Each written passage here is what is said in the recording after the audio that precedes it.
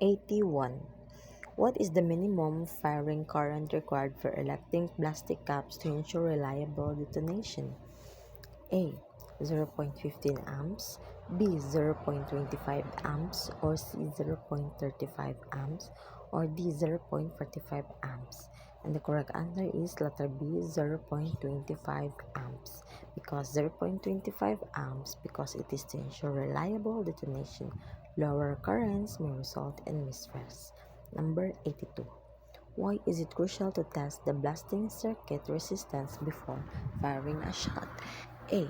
It is to ensure all caps will fire with sufficient current. Or B. To prevent false contacts or open circuits. Or letter C. To check the continuity of the firing line. Or letter D. All of the above. So the correct answer is letter D. All of the above. 83. What is the primary role of delay times between blast holes in blasting operations? A. To increase the charge rate per hole. B. To reduce vibration levels. Or C. To enhance rock displacement. Or D. To improve sub-drilling.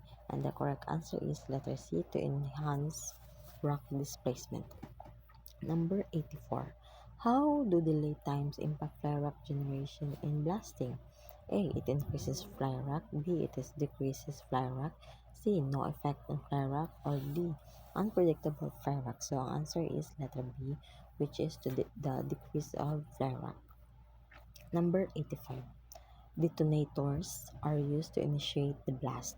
What type of detonators are commonly used in modern-day blasting operations? A. Electronic, B. Electric, C. Non-electric, or D. Delay. So the correct answer is letter D. Delay detonators. Number 86. In what scenario are down-the-hole delays commonly used? A. To provide a constant delay time. B. To avoid using service delays. Or C. To control the firing sequence of blast holes. Or D. To increase the detonation pressure. And the correct answer is letter C. To control the firing sequence of blast holes. Number 87. What is the purpose of using delay detonators in blasting operations? A. To increase the speed of detonation. B. To reduce the cost of explosives. C. To control the timing and sequence of detonation. Or D. To simplify the blasting process. And the correct answer is letter C, which is to control the timing and sequence of detonation. Number 88. What is the primary difference between long-lead and short-lead shock tube delay detonators? A. The length of the shock tube. B. The delay time. C. The type of explosive used. Or D. The method of initiation. And the correct answer is letter A. The length of the shock tube.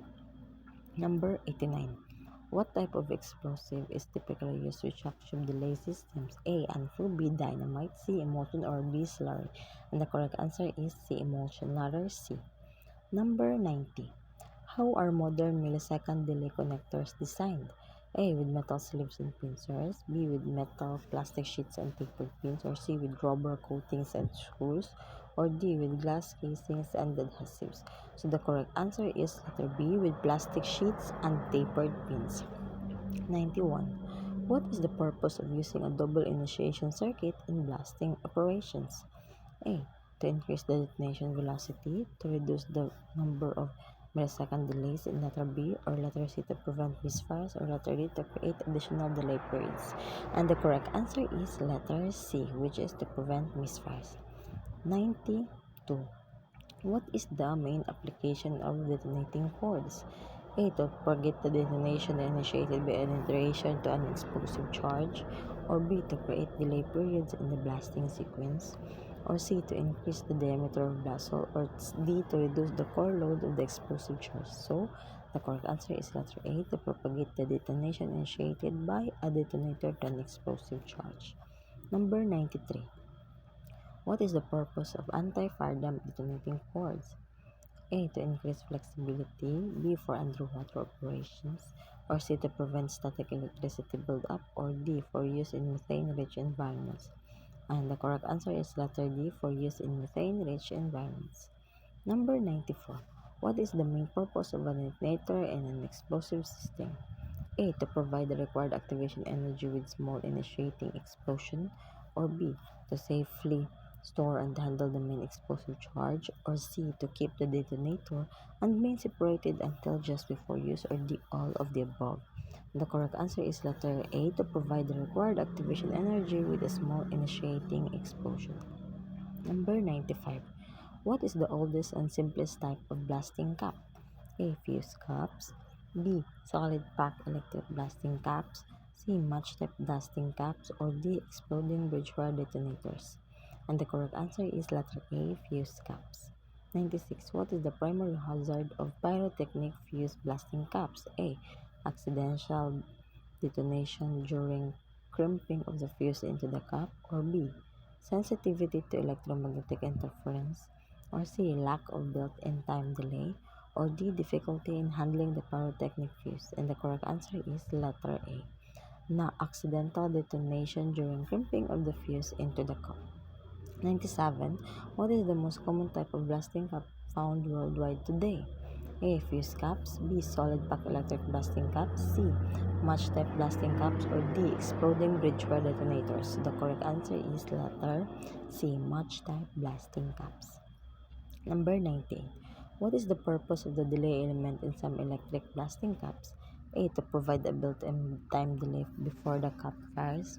Or B. To make the cap more sensitive to electric current. Or C. To increase the strength of the cap. Or D. To protect the cap from electromagnetic interference. So the correct answer is to provide a built-in time delay for the cap fires.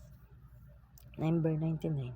What is the main difference between instantaneous and delay electric blasting caps?